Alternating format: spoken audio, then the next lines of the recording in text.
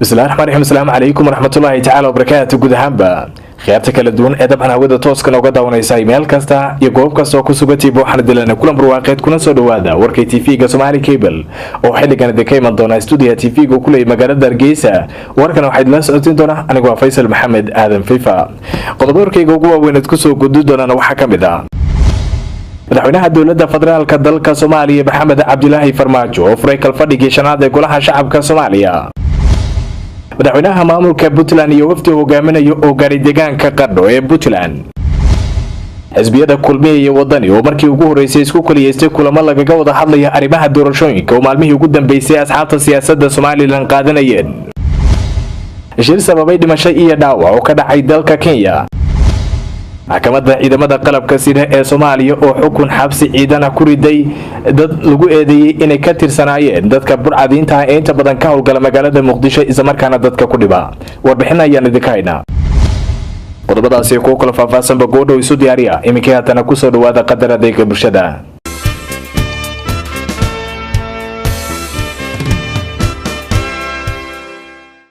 madaxweynaha dowladda federaalka dalka Soomaaliya Maxamed Cabdilaahi Farmaajo ayaa furay kalfadhigii shanaad ee golaha shacabka Soomaaliya. soo warbixinta warkayna ugu soo diray waryaheena Cabdicasiis Riyaali.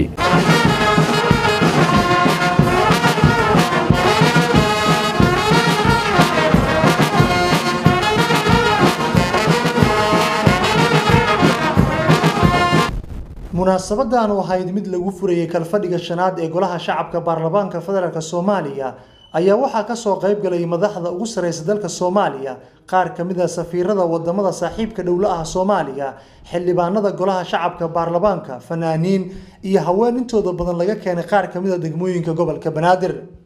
qaar kamid ah gudoomiyaasha baarlamaanada maamul goboleedyada dalka Soomaaliya oo munaasabada hadal laga siiyay ayaana ka hadlay wada shaqeynta dawladda dhexe iyo maamul goboleedyada iyo sidii amniga la isaga kaashan lahaa.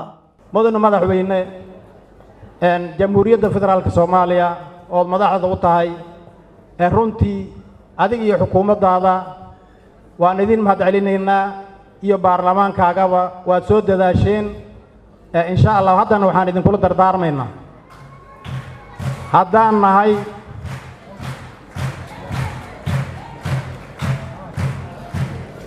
baarlamaanada dowlad goboleedyada xubnaha ka ah dowladda federaalka. waddanka wuxuu u baahan yahay cadowga haysta maalin kasta dilaya shacabkeenna inaan u guntanno annagoon kala har lahayn shacabka, xukuumadda, baarlamaanka, haweenka, dhalinyarada intaba inaan u istaagno sidaan ugu xuran lahayn dalkeenna. wiilishan danaha gaarka iyo danaha guudna kala saara runtii shacabkan waxaan leeyahay nabigu wuxuu yiri laa takun imacatan hayraaca noqon. waa inaad hayraac noqon, inaad qof daniis aadan ilaalinin, waa in ilaalisaan wuxuu ahaay danta guud. intaas ayaan rabaa in nimankaas u sheegay siyaasiyiinta oo yani iska daayaan maxay ahayd dhibaatada. bal qaarkood dalka Soomaaliya dhibaatay u geysteen waan ognahay, laakiin hebel in ma rabno. waxaan leenahay dalka Soomaaliya maanta mucaarid ma u baahna dawladda jirta garab istaaga maalintiina suga ama waa soo maamusheen. aad mahadsantihiin. waxaan rabaa qodobka xiga inaan u sheego dawladda Soomaaliya xagga amniga iyo xagga dhaqaalaha iyo dhinac walba waad ku talaabsateen. runtii aadaan u faraxsanahay, waa idinku hambalyeynaa. gudoomiyaha baarlamaanka federaalka Soomaaliya Maxamed Muuse Sheekh Cabdiraxmaan oo munaasabada hadal dheer ka jeediyay ayaa ka warbixiyay shaqada baarlamaanka, waxyaabihii uu qabsoomay iyo waliba siday u doonayaan in dalka ay ka dhacdo doorasho madax bannaan oo qof iyo cod ah. golaha wuxuu awood u helay inuu ansixiyo miisaaniyadda sanadka 2019 ansixinta ku noqoshada miisaaniyadda 2018 ansixinta xeer wasaadka golaha shacabka iyo 5 sharci oo kale oo muhiim ah. kalfadhigan maanta inoo furmaya oo ah kalfadhiga shanaad ee golaha shacabka ee baarlamaanka jamhuuriyadda federaalka ayaa ah kalfadhi aad muhiim u ah marka la fiiriyo shaqada hortaalla golaha shacabka. shaqooyinka hor yaalla waa kuwo masiiri ah hagaya yoolka qaran oo ah gaarsiinta dalka doorashooyin xur ah oo ku dhisan hal qof iyo hal cod. sanadka markuu yahay 2020-2021 madaxweynaha dowladda Soomaaliya Maxamed Cabdullaahi Farmaajo oo khudbad dheer ka jeediyay furitaanka kalfadhiga shanaad ee Golaha Shacabka Baarlamaanka Federaalka Soomaaliya ayaa intiisa badan ka hadlay arrimaha ammaanka, ciidamada, dhaqaalaha iyo weliba sidoo kale sidii la isku kaashan lahaa. bedelo la taaban karo iyo dib u habeen ku sameeyno laamaha amniga ee dalka sida ciidanka xooga dalka Soomaaliyeed, booliiska iyo hay'adda sirdoonka qaranka si loo dejiyo qorshayaal ciidan oo si rasmi ah uga hortaga argagixisada. waxaan bilownay diiwaangelin ciidanka xooga dalka Soomaaliyeed kuwaasoo intii hore loo diiwaangeliyay ay mushaharaadkooda si toos ah ugu heleen ama ugu dhacay koontooyinkooda ama accountiyadooda. waxaana sidoo kale socota in la dhammaystiro inta harsan si ay iyaguna xuquuqdooda si toos ah ay u helaan insha Allah Ilaahay raahdo sida ugu dhaqsiyaha badan. waxaan xukuumadda aan ku bogaadinayaa dadaalada ay ka wado dib u habeynta hanaanka maaliyadda ciidanka si uu askari walba xuquuqdiisa toos ugu helo.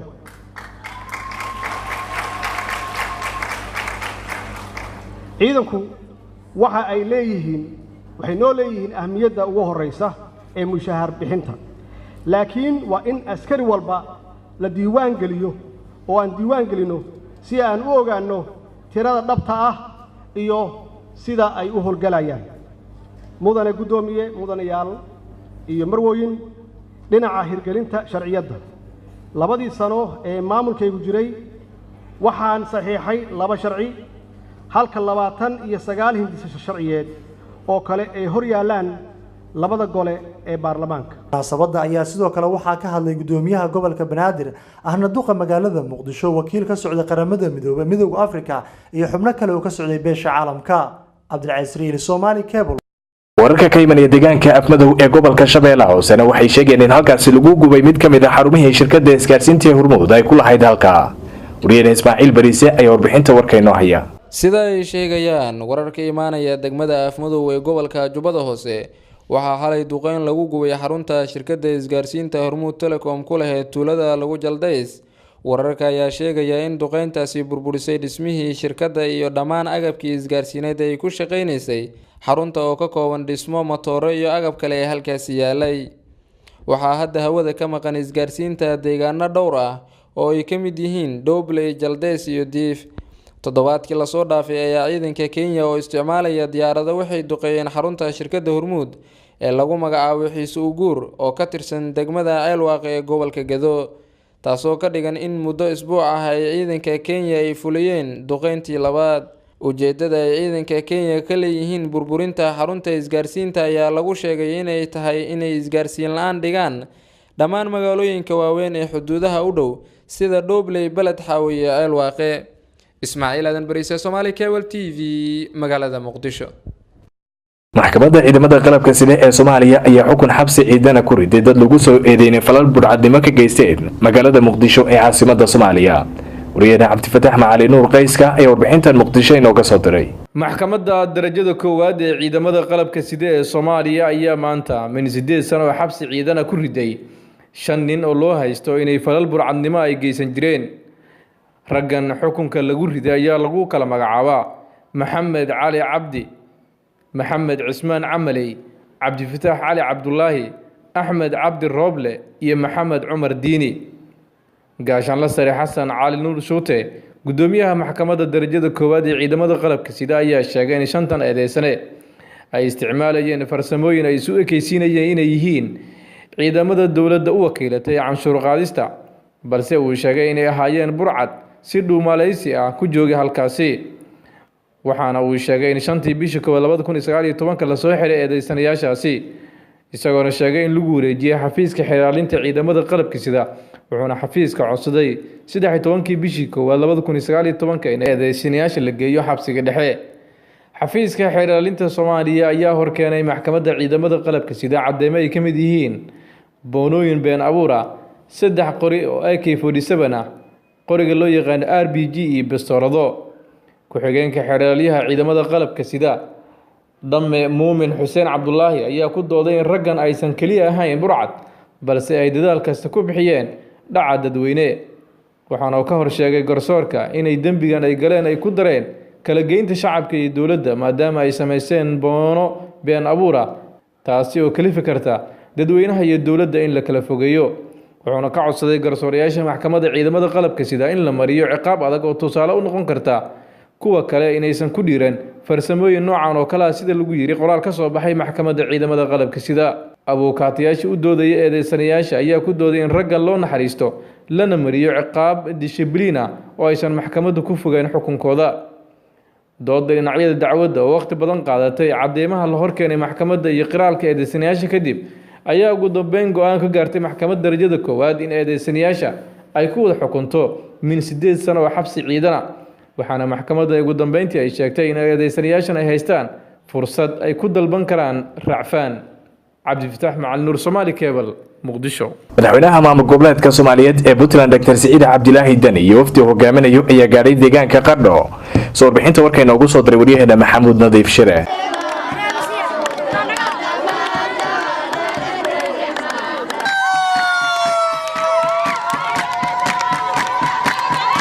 taliya barkii la doortay 8 January waa booqashadii ugu horeysay ee madaxweyne Saciid Cabdilaahi Dani uu ku soo gaaro magaalada Qardho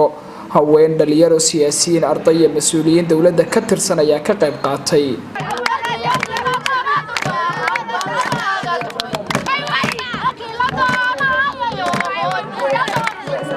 مسؤولينta dawladda ee heer gobol heer degmo Cuqaasha iyo waxgaradka degmada waxa ay sheegeen in reer Qardho ay diyaar u yihiin inay la shaqeeyaan dawladda sidoo kalena waxa ay soo dhaweeyeen madaxweynaha dawladda Puntland Saciid Cabdilaahi Dani waxa sharaf weyn oo amaanta in madaxweynihii dawladda Puntland uu soo gaaray magaalada Qardho isagoo safarkiisu ugu horeeyay oo garab kaga soo kicitimo inuu ku yimid waxay noo tahay farxad weyn iyo sharaf bay noo tahay mudana madaxweyne ku soo dhawow magaalada Qardho oo ah magaalada siyaasadda magaalada xubarashada magaalada dhaqanka intaba waxaan inay ku soo dhawow waxa weeyaan Soomaalidu waxay ku maamaadaa madismo yeesho Qardho warkeedu dhafoorku ku yaala maanta waa u jeedaa waxa weeyaan ninkay rabtana asaas ugu soo babaxdaa ninkay rabtana ninkay rabin waa ka seexataa maanta halkaas kaaga cad intaas kaaga cad mudane madaxweyne ummadii reer Puntland horaankeedii iyo albaabkii laga galayay reer Puntland dhinaca gobolka bari waa gobolka Karkaar waana aragtaa shucuurtooda soo dhawayntooda qalbigooda nadiifka iyo siday u doonayaan dawlad caadil ah dawlad xaq ah dawlad si xurmo iyo sharaf leh lagu doortay inay arkaan maantana adiga ayaa ugu horeeyo oo u yimid khudbadda uu madaxweyne Saciid Cabdilaahi Dani magaalada Qardho maanta uu ka jeediyay waxa ay ku qontay 3 qodob madaxweynuhu ugu horeey waxa uu sheegay in waqtigii campaign-ka ama ololaha doorashada ayna waqtiga luminayso hadallo hoos ka turtuura loona baahan yahay dawladda la shaqeeyo madaxweynuhu waxa uu sheegay sidoo kale in dalka ay ka hirgelin doonaan doorasho hal qof iyo hal cod oo marka hore loo gudbi doono doorashada dawladda hoose kadibna doorasho guud laakiin madaxweynuhu waxa uu shardi uga dhigay in amniga la sugi doono markaas kadib loo gudbi doono doorashada ugu dambeyn madaxweynuhu waxa uu sheegay inuu Qardho joogi doono kulana la qaadan doono qaybaha kala duwan ee bulshada isagoo golihiisa wasiirada cusub ku bogaadiyay shaqada dardarta ay wadaan waxaan ku faraxsanahay inaan maanta markii ugu horeysay walantii halka aan markii isugu kay dambeysay ku kala tagno waxay ilaahay waxaan ka rajaynayaa anoo madaxweynaha inay soo noqdo ilaahay waa uga mahad celinayaa waxa aan u rabnayna waxa ahayd oo aan u ballanay inaan ka shaqeyno nabadgelyada inaan ka wada shaqeyno xasiloonida inaan ka wada shaqeyno horumarka waxaan rajaynayaa reer Qardhood iyo reer Puntland oo dhan inay u diyaar garoobaan in ay dalkooda ay dhistaan isku tashadaan horumarkiisa ka shaqeeyaan cadow badan baa meelo kala duwan uga soo duulaya nabadgelyadiisa ay ka midoobaan nabadoon maxamed aadan hadaluu sheegay barar badan waxbaa la sheegay hadda wixii ka dambeeya warka dawladda u dhagaysta ololihii doorashada waa dhammaaday saa u ogaada horta marka hooska tuurka tirada badan aan macnaha lahayn waqtigii naga qaadin inaan hore u soconnaan u baahannahay inaan ummaddeena dhisannaan u baahannahay waxaa kaloo u diyaar garowdaan doorasho xor ah oo xalaalo oo qof walba uu ka qayb gelayo qardhana waxay ka mid tahay meelaha ugu horreeya ee la rabo in laga qabto doorashada dowladaha hoose marka hore marka xigana doorasho baahsan ballanta dowladdan ay qaaday waxaa u weyn nabadgelyada markay ka shaqayso waxaa ku xiga dalka inay nidaamkiisa siyaasiga beddesho oo dhinaca doorashooyinka ay xoogga saarto waxay kaloo aad ugu dadaali doontaa inay waxqabad muuqda oo ku wajahan bulshada inay la soo gaarto iyo wadatashiga iyo xog waraysigu waa noo dhiman yahay waxaan si gaara uga mahadcelinayaa ardada reer qardhood oo runtii maanta isku soo bax ballaaran muujisay waan uga mahadcelinayaa waa intii soo qabanqaabisay soo dhowayntaan baaxadda leh oo aan ka mudnayn waase uga mahadcelinaynaa maxamuud nadiif shire wararka telefishinka Soomaali Cable magaalada Qardho gudiyadii kala matalayay xisbiyada kulmiye iyo waddan ayaa markii ugu horeysay isku kaliyeystay kulamada gaarka lagu falanqeynayay qarsoomida doorashooyinka Soomaaliland kaasoo muddooyinkii laga soo gudbay asxaabta siyaasaddu si weyn ugu kala aragti duwanaayeen wariyana Khalid Yusuf Fantastic ayaa warbixinta warkan Hargeysa ugu diyaariyay kulan ay albaabadu u xidhan yihiin hotel Grand Hadi magaalada Hargeysa waxaa kulan ku yeeshay xisbiga muxaafadka kulmiye iyo sidoo kale xisbiga mucaaradka wadani labada xisbi waxaa kala hogaaminayay dhanka kulmiye madaxweyne ku-xigeenka Soomaaliland Cabdiraxmaan Cabdullaahi Ismaaciil Shire Saylici wasiirka wasaaradda arrimaha gudaha iyo sidoo kale gudoomiye ku-xigeenka labaad ee xisbigaasi Axmed Cali Dheere iyo mas'uuliyiin kale dhanka xisbiga mucaaradka wadani waxaa horkacayay gudoomiyaha ku meel gaadhka ee xisbigaasi Xildhibaan Cabdiqaadir Jirde iyo sidoo kale Xildhibaan Xuseen Axmed عيديد iyo mas'uuliyiin kale oo ku wehelinayay shirkani iyadoo ay xusid mudan tahay warbaahinta dibadda joog ka ahayd kulankaasi balse ujeedada ugu weyn ee labada xisbi ay kaga hadlayeen sidee ay u qabsoomi lahayd doorashooyinka golayaasha deegaanka iyo wakiilada Soomaaliland oo labadan xisbi ee kulmiye iyo wadani ku kala aragti duwan yihiin qaabka ay u qabsoomi lahayd ayaa arintaasi waxaa ka warbixiyay gudoomiye ku-xigeenka labaad ee xisbiga kulmiye Axmed Cabdi Dheere iyo sidoo kale Xildhibaan Xuseen Axmed Caydiid waxaana ay sharaxeen ahmiyadda kulankani waxyaabihii ay kaga wada hadleen intii kulankaasi socday iyagoo tilmaamay in kulanka xiga uu qabsoomi doono maalinta Sabtida si kastoo ay ahaataba bulshada Soomaaliland ayaa u dhagtaagaysa qodobada rasmiga ee ka soo bixi doona labadan xisbi ay isla afgaran doonaan ee ku wajahan dhanka doorashada oo si weyn aragtidoodu ay u kala fog tahay isla markaasina ay isku mandhaafsan yihiin komishanka qaban doona Khalid Fantastic Somali Cable TV Hargeysa in ka badan 2,000 oo qoys oo danyar oo ku nool degmada Kaxda ayaa maanta ka faa'iideystay deeq timir oo dawladda Sacuudiga ugu deeqday dadka danyarta halka ku dhaqan wariyana Cabdicaziz Riili ayaa warbixinta warkan Muqdisho inooga soo diray in ka badan 2,000 oo qoys oo dadka ku nool degmada Kaxda ee gobolka Banaadir ayaa maanta loo qeybiyay deeq timir oo ka timid boqortooyada Sacuudi Carabiya waxaana loo soo wakiishay ururka iskaashiga Islaamka OIC ee Soomaaliya waxaana qaybinteeda iska lahaa hay'adda Baasos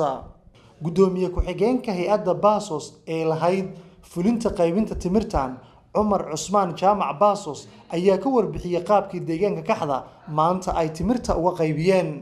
anigoo ku hadlayo afka hay'adda Baasos ayaa maanta waxaan ka qaybinay timir degmada Kaxda cadadkeedu uu yahay 2,500 qoys oo u dhiganto 2,500 qoys ay u dhiganto 4,500 timir oo loo qaybinayo dadweynaha Kaxda degan dadka xiriyaha qaxootiga degan afgooy corridor ama Kaxda degmada Kaxda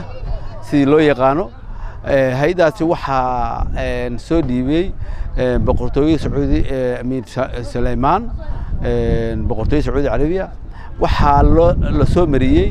hay'adda OIC iskaashiga Islaamka waxaana fuliyay hay'adda Baasos waa sida arkaysaan oo hadda ay ku socdaan waxaana aad noola shaqeeyay maamulka degmada Kaxda runtii si fiican bay noola shaqeeyeen waan ku mahadcelinaynaa Kaxda runtii waxay u sahashaa in aad loola shaqeeyo waana ku mahadceliyay madaxa ergada ururka iskaashiga Islaamka ee marka la soo gaabiyo loo yaqaano OIC ee Soomaaliya Masar Maxamed Cabdullaahi Cigaal ayaa ka warbixiyay adeeqdaani iyo qaabka loogu talagalay in loo qaybiyo maantay oo ay bishu tahay 27 bisha 3 2019 waxaan taaganahay degmada Kaxda meel kamid ah oo aan u taaganahay inaan qaybino timir dhan 4,500 oo kartoon loona qaybinayo 2,250 qoys loo qaybinayo timirtaas ayada ah waxaa soo dhiibay xarunta boqor Salmaan gargaarka degdega ee Sacuudi Carabiya waxaana keentay oo halkan soo gaarsiiyay ururka iskaashiga islaamka xafiiskiisa Soomaaliya waxa goobtan ku qaybinaya oo fulinaya hay'adda localka ah ee Baasos la yiraahdo baa fulinaysa deeqdan oo ahayd mid loo qaybinayay qaab cadaalada ayaa maamulka degmada Kaxda dhankooda waxay ka mahad celiyeen sidii loo soo gaarsiiyay ayagoo Baasos ku amaanay nidaamka cadaaladda leh ee kaararka u bixisay مساعدة inta badan degmada Kaxda lagu qaybiyo dadka barakacayaasha ah sidaas darteed ayaan aad iyo aad uga mahad celinaynaa hay'adda alaabtan keentay iyo dawladdii Sacuudi Carabiya ee soo dirtay مساعدadan ee ugu talagashay dadka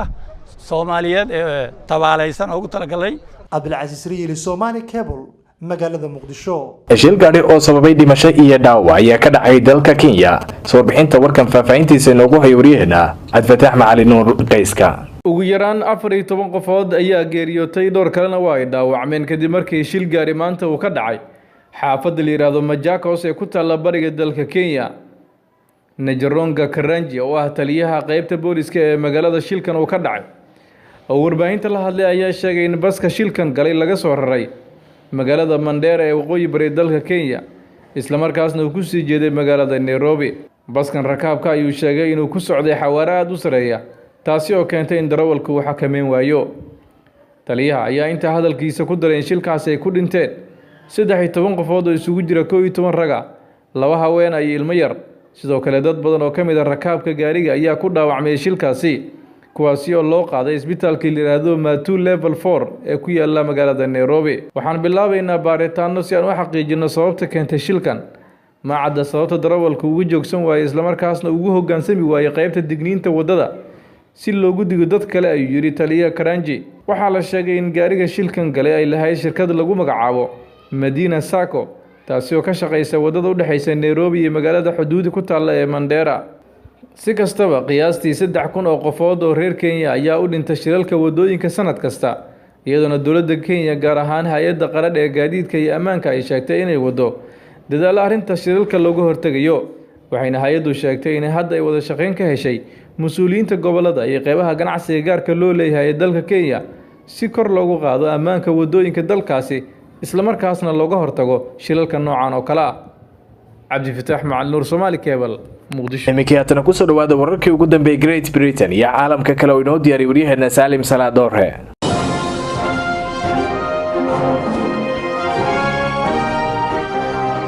maalmihii ugu dambeeyay ayaa kumanaan Soomaaliyeed oo ku nool waddankani Britain waxa ay walwal aad u weyn ay ka muujiyeen website-yada qoraal iyo hadal markaasi la isku soo dirayo kadib markii aan si gaar ah u dhageysanay qoraalkaasi iyo hadallada markaasi raacsan ayaa arintani waxaad moodaa in ay xaqiiqda ay ka fog tahay isla markaasina ay tahay mid qaldan in bulshada waddankani Britain siiba dadka ku nool waddankani laga dhaadhiciyo arin aanan markaasi sal iyo raad aan sharciga waddankani Britain aysan ku lahayn UK driver license-ka ayaa bulshada waxa ay ka muujiyeen walwalkani taas oo ku saabsan in uu bedelo 29ka bisha Maarso waa maalinta laga bixi lahaa ururka midoobay ee qaaradda Yurub oo haatan dib loo dhigay ilaa iyo 12ka bisha Abriil ee sanadkani 2019 inagoo markaas isku dayayna in aan xaqiiqda warkani aan wax ka ogaano ayaan waxaan aan si toos ah aan u galnay website-ka dawladda waddankan Britain ay leeyihiin ee lagu magacaabo government.com oo lagu soo qoro wararka xaqiiqda dhabta ah ee markaasi ah isbedelada waddankan Britain ay markaasi ay la kulmi doonaan haddii ay ka baxaan ururka midoobay ee qaaraddan Yurub laysanka haatan ee UK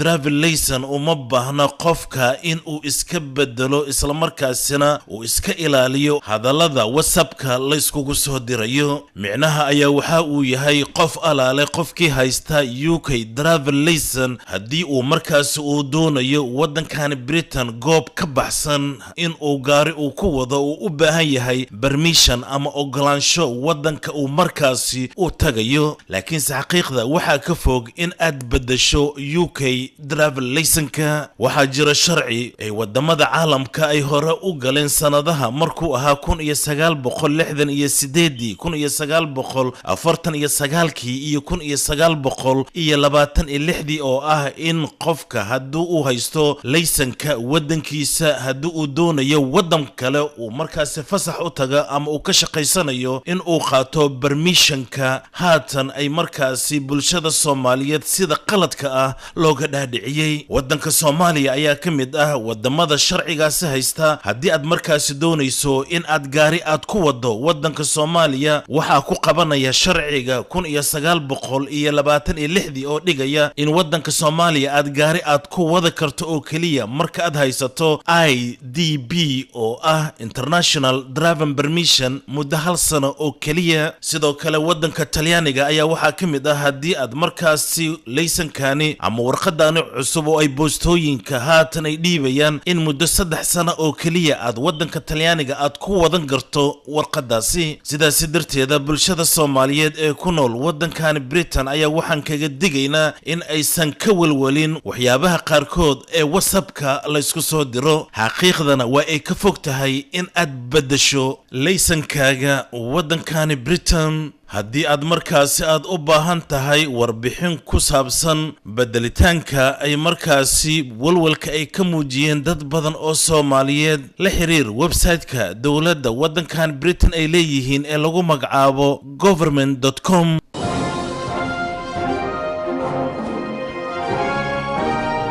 ururka midoobay ee qaaradda Yurub ayaa waxa ay walwal ay ka muujiyeen xiriirka cusub ee dhexmaray waddanka Talyaaniga iyo waddanka Shiinaha. qaar ka mid ah madaxda sare ee ururka midoobay ee qaaradda Yurub ayaa waxa ishaaca ka qaadeen in xiriirkani uu dhibaato weyn laga yaabo in uu u keeno dhaqaalaha qaaraddan Yurub. waddanka Shiinaha ayaa waxaad moodaa in wadamo badan oo ka tirsan ururka midoobay ee qaaradda Yurub ay xiriiro kala duwan yeelanayaan isla markaasina yareyn doonta baahida ay markaasi isku qabaan gudaha wadamada qaaradda Yurub. waddanka Shiinaha iyo waddanka Talyaaniga ayaa waxaa dhex maray xiriir dhanka dhaqaalaha oo qaybo badan markaasi saameynaya. waxaana ugu badan soo saaridda gawaarida, sidoo kale isdhaafsiga waxyaabaha tiknoolajiyada iyo dhismaha kala duwan ee jidadka kala duwan ee waddanka Talyaaniga. arrintan ayaa waxa ay sheegeen ururka midoobay ee qaaradda Yurub in aysan ku faraxsanin isla markaasina ay doonayaan inay kala hadlaan waddanka Talyaaniga ayna u soo bandhigaan xiriirka dhexmaray waddanka Shiinaha iyo waddanka Talyaaniga. boqorka waddanka Jordan King Abdallah II ayaa waxa uu joojiyay booqashadii uu ku tagi lahaa waddanka Romania. arrintan ayaa waxa ay ka dambeysay kadib markii haweeneyda ra'iisul wasaaradda ka ah waddanka Romania ay ku dhawaaqday in ay safaaradda waddanka Romania ee haatan ku taala magaalada Tel Aviv ay doonayaan inay u soo wareejiyaan magaalada Jerusalem. boqorka oo la filayay in uu booqashooyin kala duwan uu ku tago wadamada Yurubta bari ayaa waxa uu sheegay in aysan ka mid noqon doonin waddanka Romania. arrintan ayaa waxaad moodaa in ay dhibaato culus ay kala dhex dhigtay wadamo badan oo muslim ah kadib markii waddanka Mareykanka safaaradiisa uu ka soo raray magaalada Tel Aviv uuna u soo raray magaalada Jerusalem, taasoo keentay in ay dhibaatooyin badan ay ka dhacaan marinka Gaza. maalmihii ugu dambeeyay ayaa waddanka Israel waxa ay bilaabeen in ay weeraro ay ku qaadaan siiba dhanka cirka magaalada Gaza oo ay degan yihiin malaayiin qofood oo dad Falastiini ah oo dhulkaasi xaq u leh. wararka haatan ugu dambeeya ayaa waxa ay sheegayaan in ciidamada militariga ee waddanka Israel ay bilaabeen in ay markaas u sii siqaan dhanka dhulka ay markaas ay leeyihiin dadka reer Falastiin ee Gaza. ururka qaramada midoobay ayaa waxa ay ka codsadeen waddanka Israel in ay joojiyaan joojiyaan faragelinta siiba dhanka dhulka ee ku saabsan in ay doonayaan in ay gacanta ay ku dhigaan qaybo badan oo ka mid ah marinka Gaza.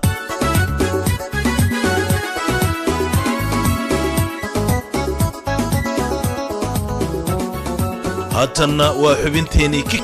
kickoff ee ciyaaraha iyo isboortiga. labada koox ee AC Milan iyo Inter Milan ayaa waxa ay ku heshiiyeen in ay dhistaan garoon cusub oo markaas ay ugu tala galeen inuu qaado dad kor u dhaafaya 80,000 oo qofood. garoonkani weyn ee lagu magacaabo San Siro ayaa markii hore waxaa la dhisay sanadka markuu ahaa 1926 oo ay markaas ay dhisteen kooxda AC Milan, laakiin sanadka markuu ahaa 1947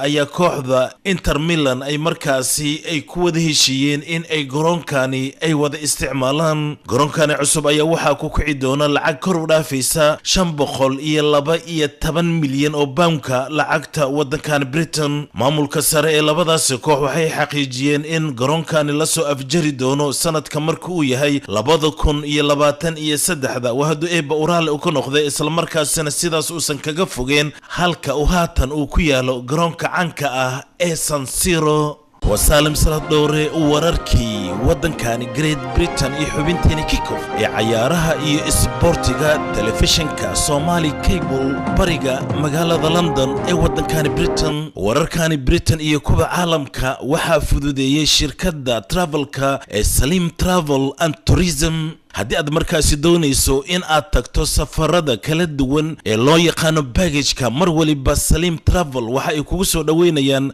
gacmo furan.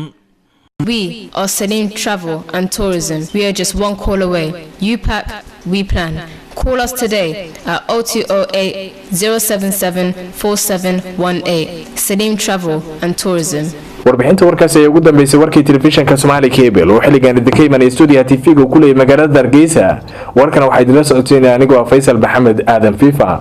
tan inta ku kulmayna warka xiga waa aniga guud ahaanba hawlwadanada igala qayb galay diyaarinteeda oo kala timinta warka oo dhamaanteen anagoo isku duwan idinkaga tagayna. Assalamu alaykum wa rahmatullahi wa barakatuh.